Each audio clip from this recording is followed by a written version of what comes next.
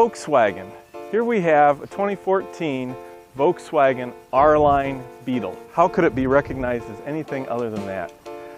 Now, we all know Volkswagen as being the low-priced car in the 1960s. The Beetle built its reputation on being indestructible and reliable and low-cost transportation. But has it moved on from that? We're decades later and we're looking at a new front-wheel drive Beetle instead of a rear-engined, rear-wheel drive Beetle. Now, back in the 1960s, you'd think that Volkswagen was the most inexpensive car on the road, but in reality, it was not. Now, my family tells a story of my uncle who was notoriously frugal, and he went out and bought a brand new BMW instead of a new Volkswagen because it was cheaper. BMW moved on. They started to build things like the 1600, the 2002, and then eventually the 3 Series. BMW grew up. Has Volkswagen? This is our second generation VW New Beetle. It's no longer called New Beetle, it's just Beetle. But as you recall, that car revived the spirit of the original car, and everybody thought it was cute, adorable. It had a little flower bud vase next to the instrument panel. It had a real high arcing roof.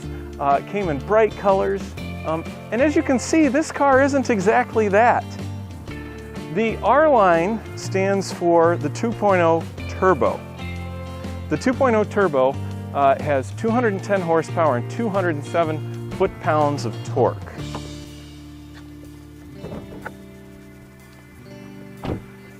That's a lot more power than the old horizontally opposed flat 4 that you could get in the original Beetle.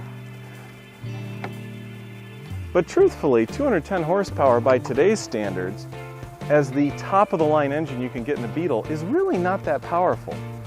It feels pretty good in this car. There's a lot of, you can feel the turbo spool up, you can kind of feel the lag and then it kick in, so you can kind of imagine how little power this car would have without the turbo. That's maybe a downside. But it is kind of fun. But then we start thinking about what other cars can you get for the price of an R-Line Turbo. The R-Line starts at $24,995.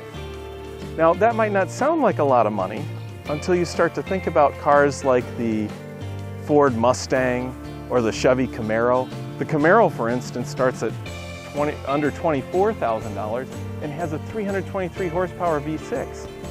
Okay, so you've got more power with the Camaro, but surely the Beetle is more frugal, right? Well, the R-Line gets 31 miles per gallon on the highway and the Camaro gets 30. So they're pretty close. If you were to go downgrade a Beetle to the base engine, you're still only getting 33 miles per gallon. So unless you jump up to a diesel, you're not going to be getting much better gas mileage than a Camaro or a Mustang. So inside the Beetle, the R-Line gives a couple upgrades over the base Beetle. It gives this simulated carbon fiber. Notice how it matches my ring. And we get these piano black accents. The base cars come with body colored accents both on the dash and on the door panels. There are only 3 ways you can equip an R-Line. The R-Line comes either as base or with a package called Sun and Sound, which includes the Fender audio system with 8 speakers and the sunroof, which has this nice semi-transparent panel, and then it also tilts open and slides back. There's a third option package, which is the Sun, Sound, and Navigation. Now, the unfortunate thing there is that the Sun and Sound package adds about $3 grand to the price of the R-Line. So if you get the Sun, Sound, and Nav, you're now hitting $30,000 for a Beetle. That begins to feel a little bit pricey.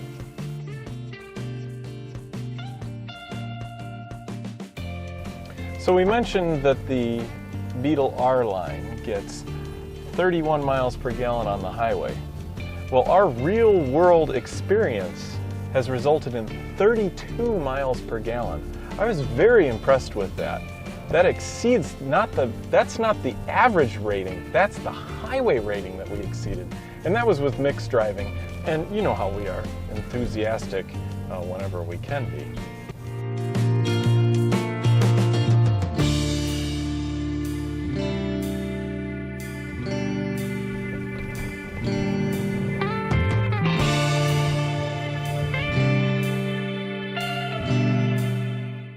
We really enjoyed the handling of this car though. You know, normally we take a preference to rear-wheel drive cars, and this car handles quite well despite being front-wheel drive. One of the things that no doubt helps the handling is the independent rear suspension. That is not something that was originally offered when the revised Beetle came out a few years ago. So that is an upgrade, that is an improvement. Kudos to VW.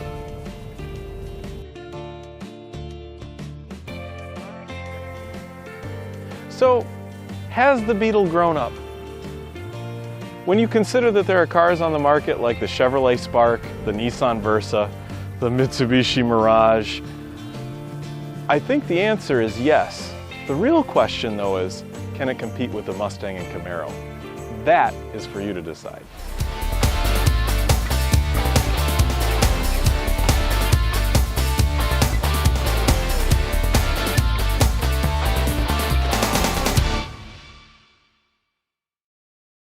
Oh, I heard it beep. Is that good? I see a red light and a blue light. They both are flashing at different rates. Can I help you, officer?